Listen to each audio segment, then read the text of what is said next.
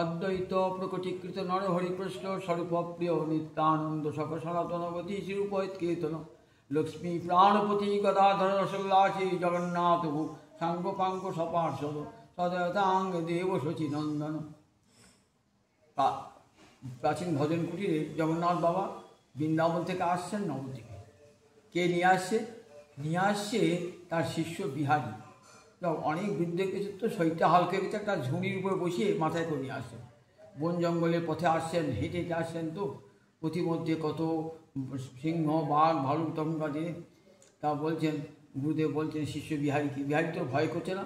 বলছে আমার ভয় কী, আমার গুরুদেব আমার মাথার উপর আছে, আমার কোনো ভয় নেই। তারপর আপনি জিজ্ঞাসা করছেন, হারি বিহারী তুই তো আমাকে সারা জীবন সেবা করে বলি, তুই কিছু নিবি না আমার কাছে? বলি তুমি কি দেবে, তোমার দেওয়ার তো কিছু নাই, তোমার তো একটা পয়সাও নাই তুই আমাকে দেবে। তা বলছি আমার পয়সা না থাক, তুই নিবি কি না বল।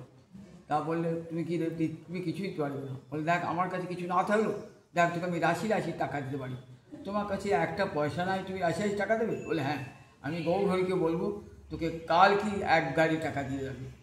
তখন বলছেন যে প্রভু তুমি সবই পারো, আমি কি তোমাকে টাকা নেবার জন্য সেবা করছি?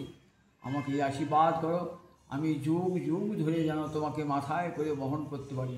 আমার টাকা পয়সা ধন দৌলত কিছুই চাই নাই, আমি এমনি করে জন্ম জন্মান্তর তোমার মতন গুরুর চরণ সেবা করি আমার জীবনকে ধন্য করো।